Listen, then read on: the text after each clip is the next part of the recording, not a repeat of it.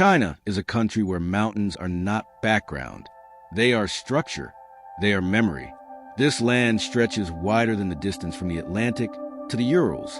Within it rise mountain systems older than complex life itself, folded and broken, lifted and ground down, then lifted again. Some were already ancient when the first forests appeared on Earth. Others are still rising. How did so many impossible landscapes survive into the modern world? So if you want more journeys into the unforgiving, the beautiful, and the unknown, subscribe. Hit that button and join us as we explore the places that don't fit on postcards. The journey begins in the south-central highlands, where clouds cling to stone that seems to float. At Fanjingshan, rock rises not as a single peak, but as a vertical island. Its summit splits into twin pillars, balanced above sheer cliffs, connected only by a narrow bridge of stone and belief.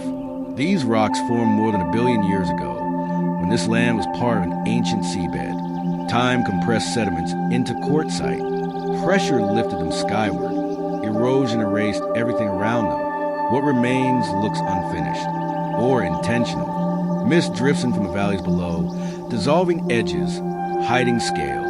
From above, the mountain appears detached from the earth, like a fragment pulled upward and left behind. Life adapted to this isolation. Entire insect lineages evolved here and nowhere else. Forests cling to improbable angles, and on the summit, a temple stands where the land itself seems to hesitate. Beyond the cloud forest, the terrain softens, then fractures again. In northern China, Mianshan cuts sharply through the Loess Plateau. This mountain is not defined by height, but by incision. Cliffs drop suddenly. Caves open like wounds in the rock. Water and wind carve these walls for hundreds of thousands of years, slicing deep corridors into yellow earth. Here, history embedded itself into stone. Monasteries were built directly into cliff faces, hidden from view, protected by gravity. During times of war and famine, people disappeared into these hollows and survived. The mountain did not inspire conquest. It offered refuge. Leaving the north, the land rises again, this time into the collision zone of continents. In the far southwest, the Earth's crust buckles under immense pressure. This is the edge of the Tibetan Plateau, where Asia continues to crumple inward. From this upheaval rises Yulong Snow Mountain. Its highest ridges remain glaciated year-round, despite lying closer to the equator than Cairo. Ice clings to limestone spines. Snowmelt feeds rivers that carve deep valleys below. These glaciers are remnants of a colder world, retreating year by year, leaving behind bare rock and silence. At the mountain's base, the Nashi people built villages aligned with water and wind. Their spiritual traditions treat the mountain not as scenery, but as ancestor. Its presence defines time, weather, and survival. The camera pulls back. China's mountains are not isolated monuments.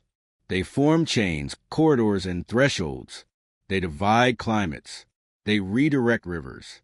They shape civilizations. In the east, humidity thickens the air. Stone dissolves instead of breaking. Here rise the karst ranges, forests of rock shaped by water rather than force. Near the Yangtze Basin, peaks rise like spines from the ground, narrow and vertical, their tops lost in cloud. These formations grew not upward but downward, as rain slowly consumed the limestone beneath them. Farther north, Mount Lu emerges from mist above the Yangtze River plain. It is not the tallest mountain in China. It does not need to be. Its cliffs fall abruptly into cloud-filled ravines. Waterfalls appear and vanish with the weather. Light transforms the landscape by the hour. For centuries, scholars came here to retreat from power and right. Revolutions were planned in its villas. Poems were carved into its stone. This mountain became a meeting point between nature and ideology, between permanence and change. And then, the land fractures again. In western China, volcanic scars cut across high valleys. In places, the earth never fully cooled. Hot springs break the surface. Sulfur stains the rock. Steam rises from ground that shifts and cracks. These geothermal regions sit atop deep faults, where pressure from below continues to shape the surface. Layers of ash and lava record repeated eruptions across thousands of years.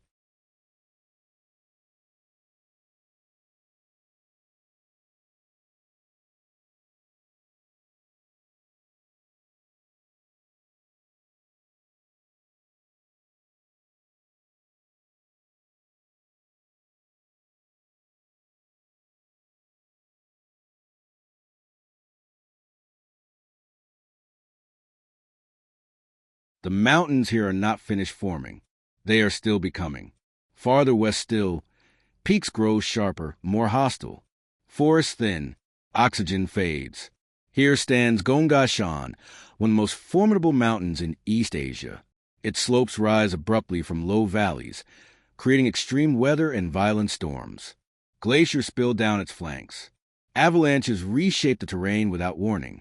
For decades, climbers underestimated it. Many never returned. And yet, monasteries remain scattered across these highlands.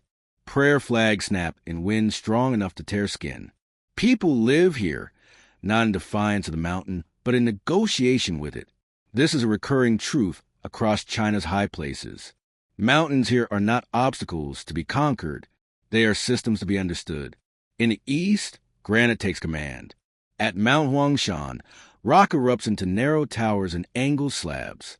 Pines grow sideways from bare stone. Clouds surge through the valleys like tidewater, turning the mountain into a shifting sea. This landscape became the template for Chinese painting, not because it is beautiful, but because it is incomplete. It hides itself. It refuses a single perspective. Artists came here not to copy nature, but to learn how to see. South of Huangshan, ridges grow gentler than sacred. At Mount Wutai, 5 flattened peaks form a high plateau. This mountain has been a Buddhist center for nearly 2 millennia. Temples spread across open grasslands, not cliffs. The land invites movement rather than resistance. Pilgrims walk long distances here, not seeking isolation but clarity. The mountain offers no spectacle. Its power is cumulative. Further east, Mount Tai rises above the North China Plain. Emperors climbed its stone stairways to legitimize their rule. To stand on its summit was to stand between earth and heaven. This was not metaphor. It was governance. Across dynasties, mountains define authority, belief, and survival. And still beyond the famous names, countless ranges remain largely unseen. Hidden valleys where roads end. Villages reachable only by footpaths. Temples accessible through forest and fog. In these places, ecosystems persist with minimal disturbance. Rare plants survive because they were never discovered. Animals adapt to altitude, cold, and scarcity. These mountains act as biological vaults, preserving life paths erased elsewhere. But they are fragile. Glaciers retreat. Forest lines shift. Springs dry. The same isolation that preserved these environments now leaves them vulnerable to change, arriving too fast to absorb. China's mountains record this tension clearly. They are ancient but not immune, permanent yet temporary. As the journey moves toward the edges of the country, peaks thin into ridges, then dissolve into plateaus. Rivers born in ice reach the sea thousands of kilometers away. Weather systems born here shape continents.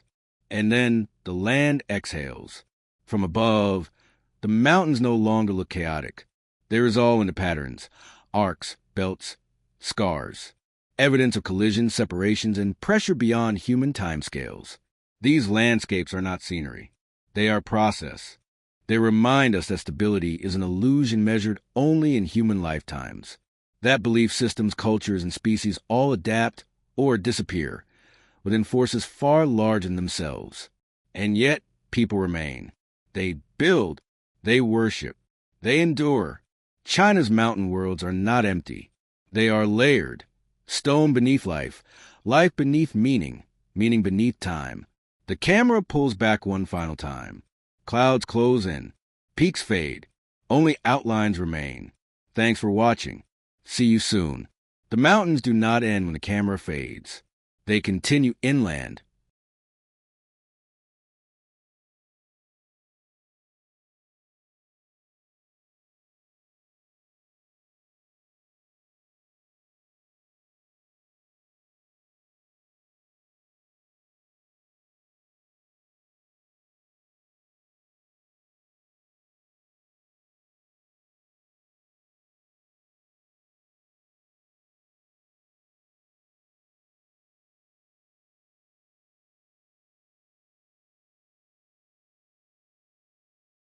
Folding into regions few maps explain clearly, places where elevation changes faster than language. Here, roads narrow. Signals vanish. The land begins to decide the pace. In the far southwest, near the meeting point of major Asian tectonic plates, rises Meili Snow Mountain. Its peaks are considered so sacred that climbing them is forbidden. No conquest stories here. No summit photos. Only distance. Glaciers hang like suspended time above dark forests. Avalanches fall without warning. Clouds seal the upper slopes for weeks. The mountain reveals itself rarely and briefly. When it does, villagers stop what they're doing. Even now, not because they fear the mountain, because they recognize it. This pattern repeats across China's highlands. In many regions, the most extreme terrain is also the most spiritually restrained. The harsher the mountain, the less it is touched. Further north, elevation flattens into grasslands before rising again into broken ranges. These are not postcard mountains. They are functional, wind-cut, weathered. In Inner Asia's margins, stone ridges run parallel for hundreds of kilometers, acting as climate barriers. Rain falls on one side. Dust dominates the other. Rivers begin or fail here, depending on the season. And yet, ancient trade routes cross these mountains anyway. Caravans move silk, salt, and metal through passes so narrow that a single landslide could erase an economy. Entire towns rose where valleys widened just enough to stop, then vanish when routes shifted. Mountains decide what connects and what doesn't. South again, the land fractures into deep river gorges. The earth seems to tear open, exposing layers never meant to be seen. Some of the world's fastest-flowing rivers cut through these corridors, dropping thousands of meters in elevation over short distances. The mountains here are not symmetrical. They are chaotic. Uplifted blocks sit beside collapsed basins. Fault lines slice across villages. In these zones, earthquakes are not disasters. They are part of memory. Stone houses are built low and flexible. Temples lean. Walls crack and are repaired. Life continues, not despite instability, but because of adaptation to it. One valley over, terraces appear. Steep slopes have been reshaped into steps, each holding a thin layer of soil. From a distance, they look like geometry imposed on nature. Up close, they are compromises between gravity, water, and hunger. These terraces climb mountainsides where flat land does not exist. They feed villages that would otherwise disappear. Some have been maintained for over 1,000 years, rebuilt season after season after season. Mountains that look untouched often carry the fingerprints of survival. Then there are the mountains shaped by absence. In parts of western China, deforestation centuries ago left slopes exposed. Wind stripped soil away. Rock emerged. These ranges look raw, unfinished, almost skeletal. But new forests are growing back now. Slowly, deliberately, the mountains record both damage and recovery in their contours. Not all scars are ancient. In remote basins, mining tunnels cut into ridges. Roads zigzag across slopes once crossed only by foot. The contrast is sharp. Modernity arrives suddenly in places where time otherwise moves quietly. And yet, beyond these intrusions, the land reasserts itself quickly. Fog returns. Forests reclaim edges. Mountains absorb change more slowly than cities, but more permanently. Further east, mountains dissolve into low hills and sacred ridges. Here, stone becomes symbolic rather than imposing. Peaks are climbed not for altitude, but for alignment. Sunrise views, seasonal rituals, ancestral remembrance. Some mountains are associated with specific directions.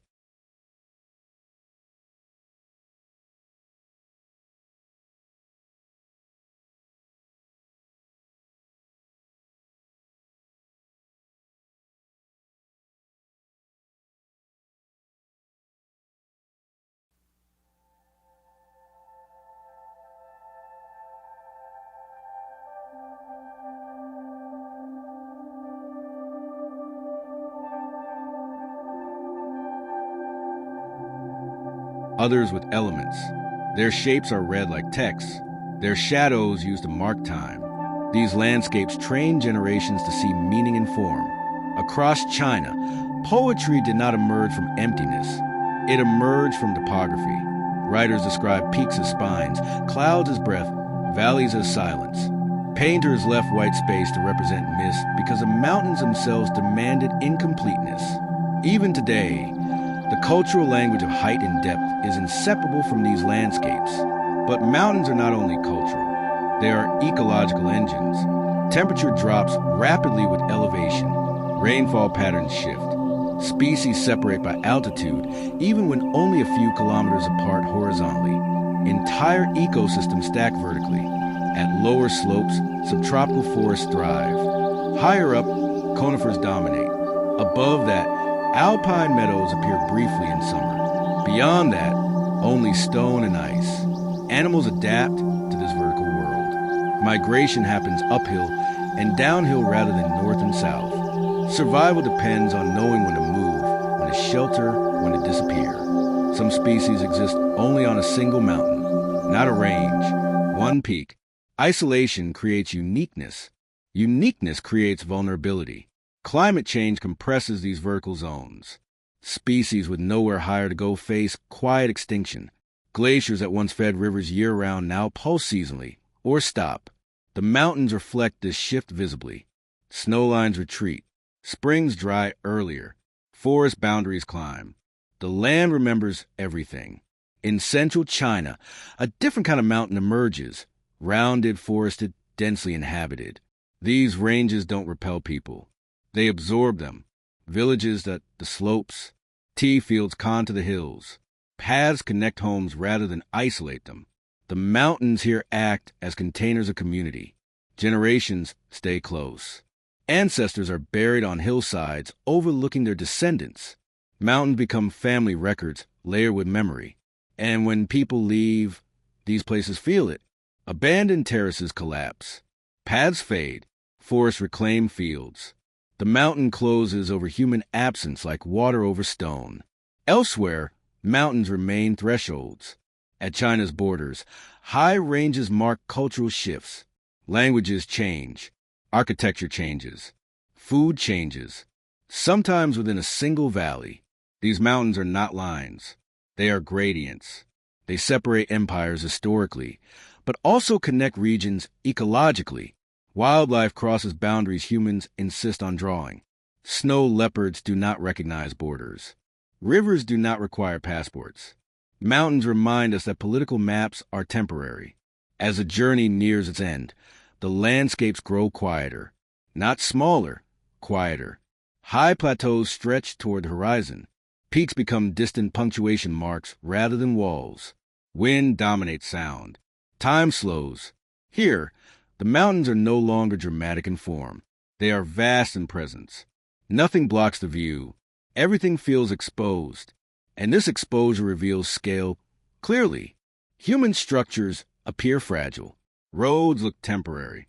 Even cities at altitude seem provisional, as if they could be reclaimed by cold and wind within a generation. This is the far edge of settlement. Beyond this, only pasture, ice, and sky. China's mountains have carried empires, beliefs, ecosystems, and memory for longer than recorded history. They have shaped rivers that feed half the continent. They have hidden people from armies and exposed them to storms. They are not unified by appearance. They are unified by influence. Every major shift, geological, cultural, political, has passed through them, and still they remain, not unchanged,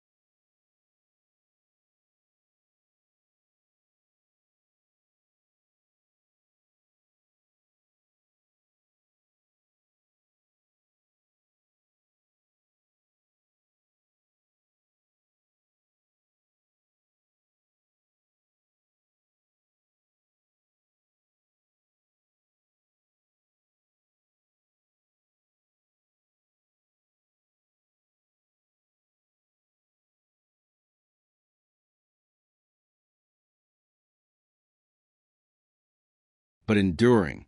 The camera pulls back one last time. Peaks blur into ridges, ridges into plateaus, plateaus into haze. The mountains do not ask to be understood. They only ask to be seen. And once seen, they are never forgotten. Even after thousands of kilometers, the mountains refuse to settle into a single identity. Just when the terrain seems familiar, forest, ridge, valley, it changes again. Stone composition shifts. Colors darken. Slopes twist into new angles. China's mountains behave less like a range and more like a language with countless dialects. Some are spoken softly. Others shout. In the far interior, there are mountains that barely announce themselves at all. They rise slowly from plains, their elevation revealed only by the way weather behaves differently above them. Clouds stall. Winds accelerate. Rain falls unevenly. You don't notice the mountain at first. You notice its effects. These are the mountains that shape agriculture quietly. Rain shadows determine where crops succeed and where dust dominates. A single ridge can decide whether a village grows rice or millet, tea, or wheat. Over centuries, these decisions harden into cuisine, tradition, identity. The land teaches people how to live long before anyone names it. Then there are mountains that interrupt everything. Sheer walls that halt roads. Peaks that force detours hundreds of kilometers long.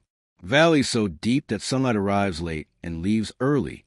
In these places, movement becomes deliberate. Nothing is casual. Historically, these mountains slowed armies. They fractured campaigns. They swallowed supply lines. More than once, entire military strategies collapsed simply because the terrain refused cooperation. But mountains don't pick sides. They test everyone equally. In the South, humidity transforms rock into sculpture. Water infiltrates cracks, dissolves limestone grain by grain, opening caverns beneath entire ranges. Some mountains here are hollow. Beneath forested slopes lie cathedral-sized caves, rivers flowing in darkness, ecosystems sealed from the surface world. These underground landscapes evolved in parallel with the mountains above them. Blind fish, pale insects, life adapting not to height, but to absence of light. It's a reminder that mountains are not just what rises.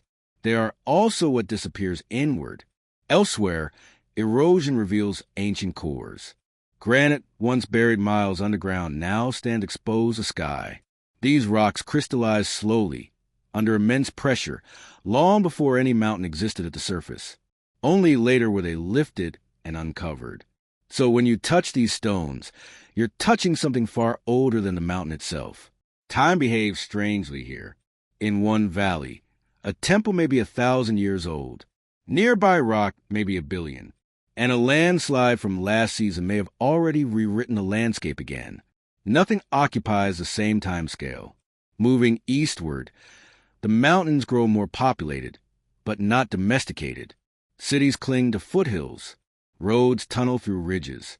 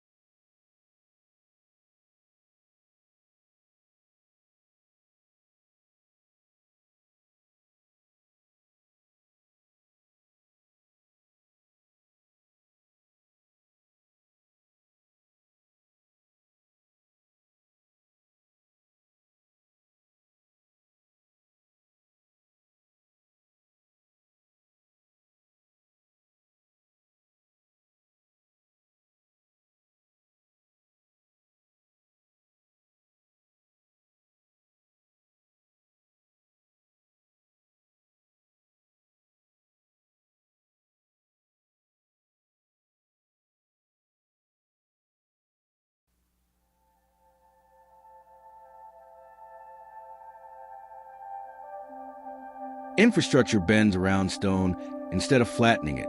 You can see this clearly from above.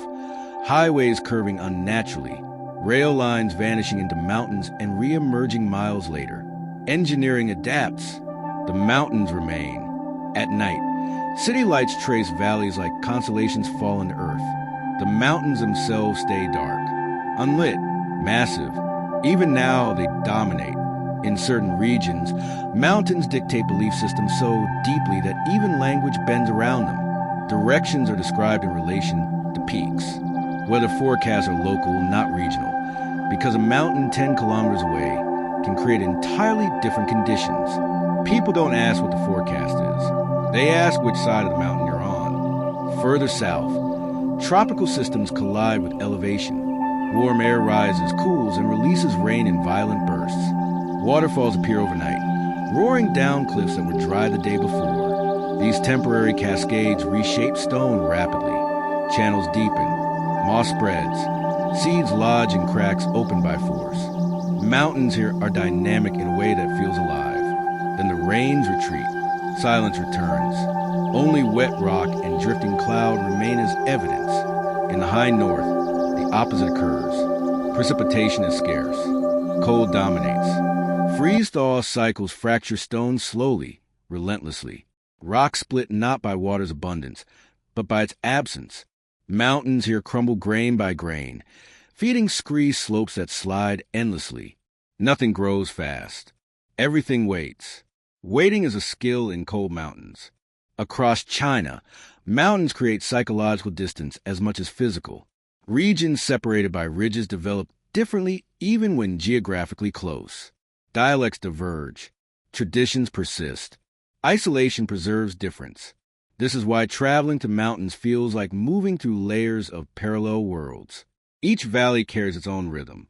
Each ridge resets expectations. And yet, threads connect them all. Trade routes once stitched mountains together through necessity. Salt roads, tea routes, horse trails. These paths weren't chosen for beauty. They were chosen because they worked. Even today, some follow the same contours carved by hooves centuries ago. The mountain allowed passage there and nowhere else. In places where these routes crossed, towns emerged, markets formed, cultures mixed briefly, intensely, then separated again as travelers moved on. Mountains don't erase interaction. They concentrate it. As the journey continues, there's a subtle shift. The drama becomes less visual and more internal. The land no longer overwhelms the eye. It steadies it. Wide valleys open. Horizons stretch. Peaks retreat to the distance. After so much compression, the space feels immense. This is where altitude becomes psychological. With fewer visual barriers, the sense of scale expands. Human presence feels smaller. Thoughts slow. The mountains don't press inward anymore. They surround from afar. These plateaus are deceptive.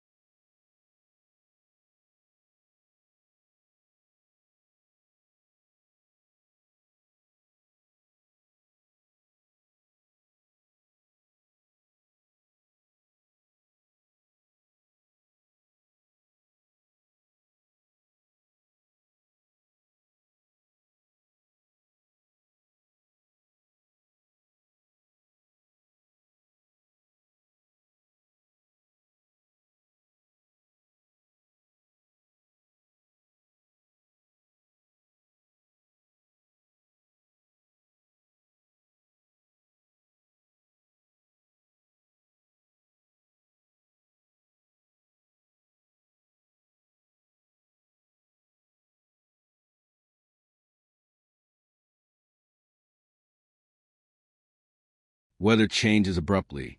Storms appear with no warning. Wind accelerates without obstacles. Sun burns intensely at altitude. Survival here depends on reading subtle signs. Cloud shape, wind temperature, animal behavior. Knowledge is local. Mistakes are unforgiving. Yet people remain. Nomadic traditions evolved precisely because permanence was impossible. Movement became resilience. Shelter became temporary. Belonging was carried, not built. In these regions, the mountain is not a destination. It is the environment of existence. As the route bends back toward lower elevations, forests thicken again. Rivers slow. Soil deepens. The mountains loosen their grip, but they never disappear entirely. Even near the coast, ridges rise unexpectedly. Granite outcrops interrupt development. Hills force cities to adapt their shapes. You can trace ancient mountain lines beneath modern skylines if you know how to look. The past persists under concrete. This continuity is perhaps the most striking realization of the journey. China's mountains are not relics fenced off in remote corners. They are embedded everywhere, in water systems, in culture, in movement, in memory. They influence what people eat, how they build, where they pray, and when they leave. They shape language, art, and silence. And unlike monuments, they do not commemorate a single moment. They accumulate meaning endlessly. Toward the end, the mountains feel less like subjects and more like witnesses. They watch civilizations rise in valleys below them. They watch borders shift. They watch technologies arrive and fade. They absorb sound, smoke, and history without reaction. They will likely outlast all of it. The camera lifts for a final wide shot. Ridges layer into the distance. Light softens. Details dissolve. Only form remains. No single peak dominates. No single story concludes. Just stone, shaped by time, holding everything that passed across it. And then, quietly, the land continues on its own terms. Eventually, a realization sets in that has nothing to do with altitude. The mountains are not separate chapters. They are the spine of the entire story. Even when they retreat from view, they continue shaping everything downstream. Rivers born in ice feed megacities. Sediment carried from distant ridges builds deltas hundreds of kilometers away. A rock fractured in a high valley may end its life as soil beneath a coastal port. Cause and effect stretch across the country. In some regions, mountains act as vaults of silence. No roads, no permanent settlements. Just slopes folded into one another, repeating endlessly. From above, these areas appear untouched. But even here, traces remain. Collapsed stone shelters, faint paths fire blackened rock. Human presence is brief. The mountain is patient. There are places where sound behaves differently. Valleys that trap echoes so completely that a single call seems to linger unnaturally long. Wind funnels through gaps and produces low, continuous tones.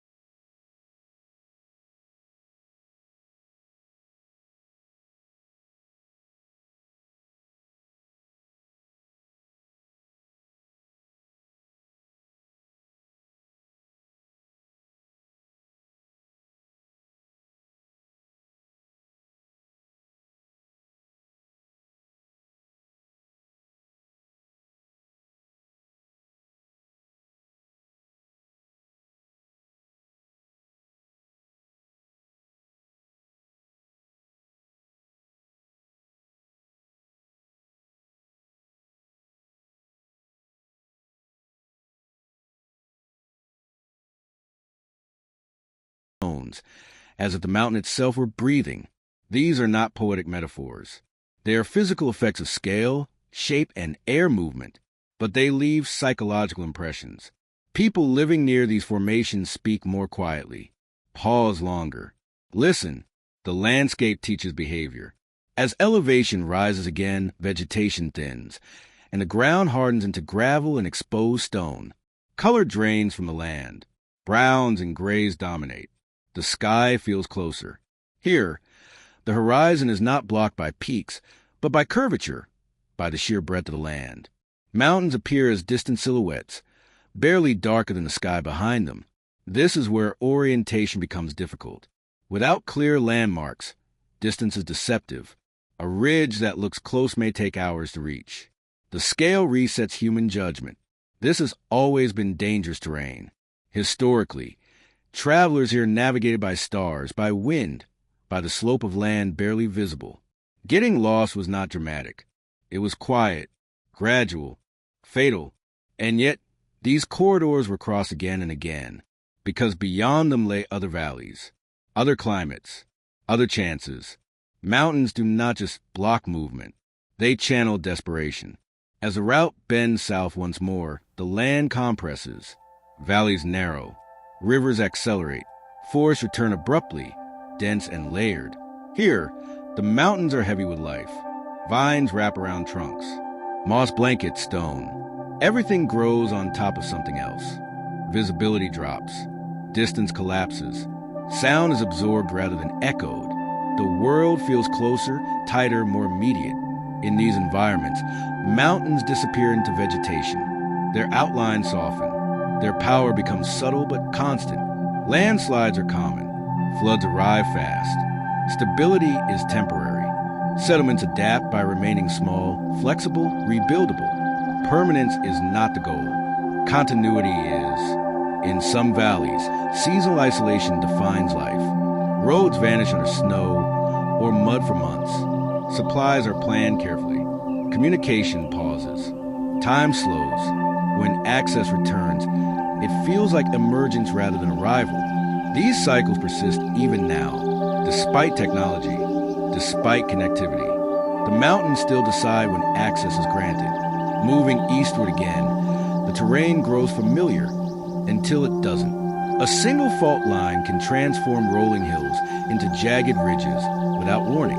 The land fractures along invisible boundaries. These geological seams are ancient. They mark where crustal plates once collided or tore apart. Long before modern borders, these fractures shaped everything that followed. Settlements cluster on stable ground. Roads avoid unstable slopes. Temples rise where bedrock is solid. The mountains enforce practical decisions that later become tradition. Over time, this practicality turns into symbolism. Certain peaks become associated with endurance, others with isolation.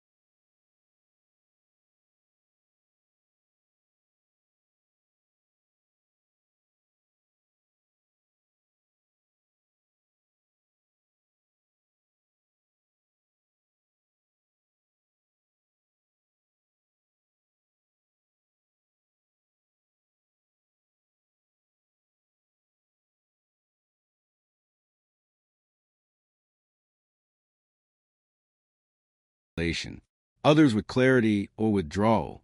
These associations persist not because they were declared, but because they were experienced. The mountain teaches. People remember. As the journey deepens, there is less need to explain. The patterns become intuitive. Height equals cold. Compression equals intensity. Isolation equals preservation. But there are exceptions. Some high mountains are surprisingly gentle. Broad slopes, open grasslands, soft light. These places feel welcoming despite elevation. Others are low but hostile, steep, unstable, prone to collapse. Height alone does not define difficulty. This unpredictability is what gives China's mountains their character. They resist categorization. They refuse uniformity. Even within the same range, one valley may feel abundant while the next feels barren. One slope supports forest. The opposite remains bare. Aspect matters. Wind matters. Water matters. Small differences compound over time. In many regions, mountains function as climate memory. Ice cores preserve ancient atmospheres. Sediment layers record floods and droughts. Tree rings track centuries of variation. The land remembers what humans forget, and sometimes it reminds us. Floods return to old paths. Landslides reactivate ancient scars. Earthquakes follow long dormant faults. The mountain asserts continuity over novelty. This is not punishment. It is process. As the camera drifts lower into foothills and transitional zones, the sense of completion begins to form. Not because everything has been seen, but because the pattern is clear. Mountains here are not endpoints. They are connectors between time periods, ecosystems, cultures, and scales. They link the microscopic with the monumental. A single mineral vein may influence an economy. A narrow pass may redirect history. A glacier's retreat may alter water security for millions, all from stone, toward the journey's end. The mountains feel less imposing and more familiar, not smaller, but understood differently. They are no longer obstacles or spectacles. They are frameworks. They explain why cities exist where they do, why borders bend, why languages diverge, why some traditions endure while others vanish. They explain why silence still exists in a country of such scale. In the final wide shots, the mountains stretch across the frame without emphasis. No single peak is highlighted. No dramatic angle is chosen. Just continuity. Ridge after ridge after ridge. The land does not conclude.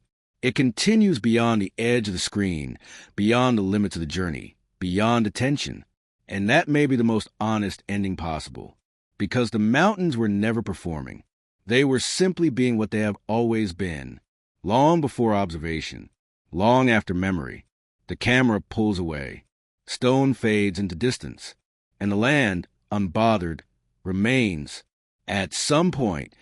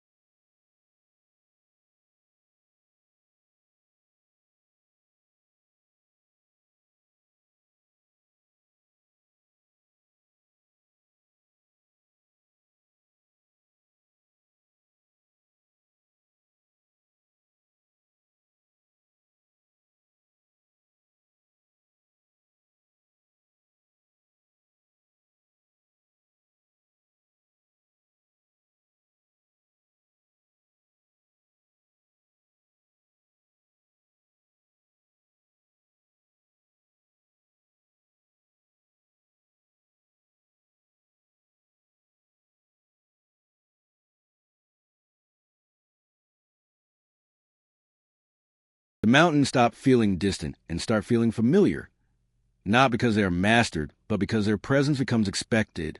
They stop surprising you with scale and begin reminding you with consistency. They are always there, even when the road smooths out, even when the valley widens, even when the skyline fills with buildings. Somewhere beyond a visible edge, stone is rising, holding shape, holding memory. In regions where the land appears calm, mountains still dictate the invisible rules. Wind direction, rain timing, soil depth. A city may feel modern and detached, but its water still descends from ancient slopes. Its stability still depends on bedrock laid down long before construction. Nothing is truly separate. There are mountains that never become famous. No names spoken widely. No paintings dedicated to them. They rise quietly, perform their function, and disappear into routine. These are the mountains that protect farmland from storms, that trap mist long enough for forests to drink, that slow rivers before they flood plains. They are not dramatic, but they are essential, and because they are overlooked, they remain intact. In these forgotten ranges, paths are faint, villages are small, generations stay close together. The outside world arrives rarely and leaves little behind. Change moves slowly enough to be absorbed. These mountains teach patience not through isolation, but through rhythm. Elsewhere, mountains are loud with history. Stone stairways worn smooth by centuries of ascent. Carvings faded by weather, but still legible enough to signal intention. Watchtowers perched on ridges where sightlines stretch impossibly far. From these heights, people once watched for invasion. Smoke signals carried warnings across peaks. Fires answered fires. The mountain became communication. Even now, those same ridges offer clarity. From above, chaos simplifies. Valleys make sense. Distance becomes measurable. Direction becomes obvious. That is why power has always been drawn upward. But power never stays. Empires rose and fell beneath these slopes. Borders expanded and collapsed. Names changed. Languages shifted. The mountains noticed none of it. They eroded at the same pace regardless. In places where mountains meet rivers, the relationship becomes intimate. Water slices through stone, exploiting weakness. Stone redirects water, narrowing its path. These interactions create choke points, natural crossings, defensible locations, inevitable gathering places. Towns grow here not by choice, but by geography. If the mountain were not there, the town would not exist. And when rivers flood, it is often because the mountain allowed it. When they dry, the same. The balance is constant, unforgiving. As elevation rises again, air thins. Light sharpens. Colors shift toward blue and white. Shadows harden. Every sound travels farther. Here, mistakes are magnified. People who live at altitude move deliberately. Energy is conserved.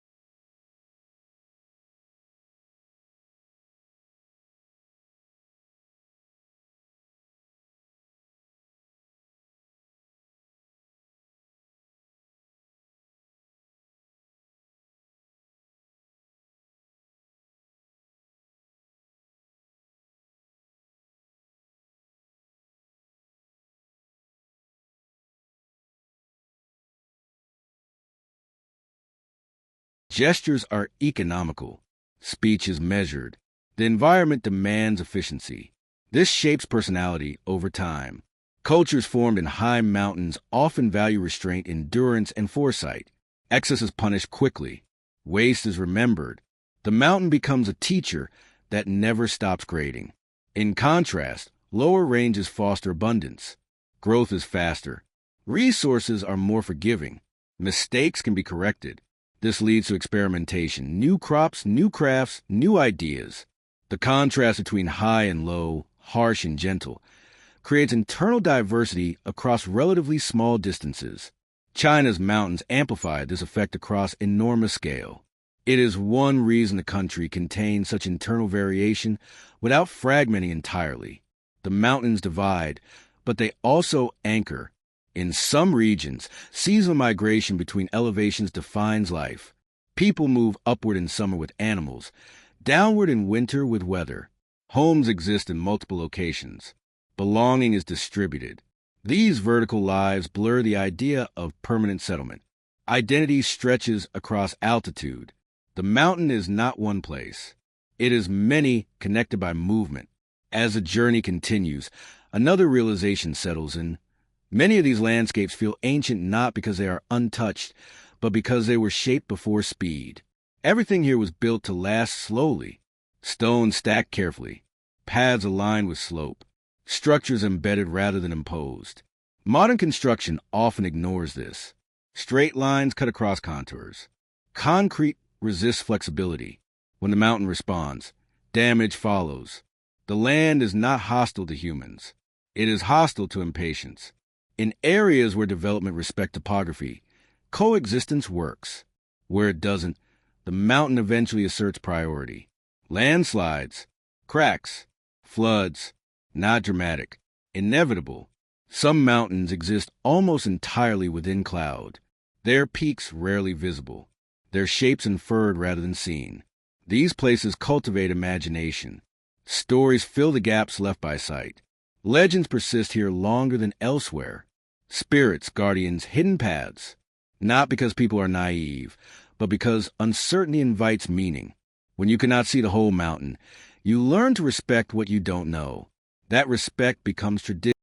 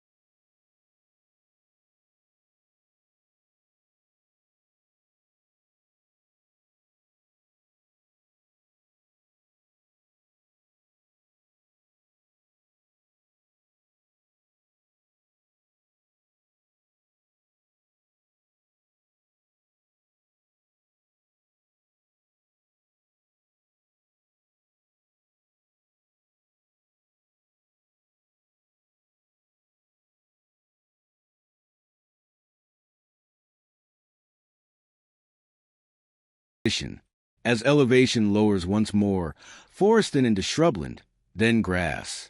The transition is gradual, almost unnoticeable. Only plant species mark the shift, then animals, then architecture. Roofs flatten, walls thicken, colors change. The mountain's influence fades, but never disappears. Even in plains, isolated hills rise like punctuation marks, reminders of what once stood higher. These remnants are often the hardest stone, what survived erosion while everything else wore away. They are fossils of mountains. Standing alone, they feel symbolic.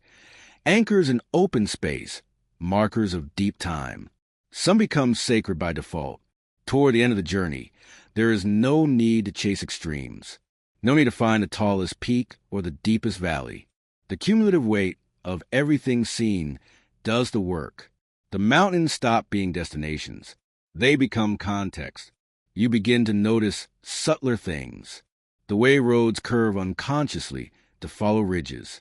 The way cities avoid certain slopes without knowing why. The way rivers hesitate, bend, then commit. The land is still guiding movement. And perhaps the most striking realization is this. For all their scale, China's mountains have never isolated a country from the world. They shaped interaction rather than preventing it. They filtered what passed through goods, ideas, beliefs, forcing adaptation rather than exclusion.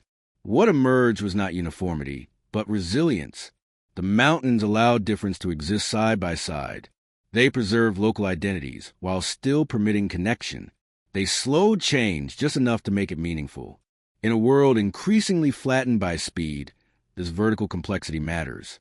It reminds us that difficulty creates depth, that barriers shape character, that not everything should be easy to cross. As the final moments unfold, the mountains no longer demand attention. They simply remain, doing what they have always done, holding water, holding soil, holding memory. They do not speak. They do not explain. They wait, and in that waiting, they outlast us all. The camera eases back. Light softens. Stone fades into form. The journey ends, not because the mountains do, but because the viewer must. The land continues on its own timeline, unhurried, unchanged,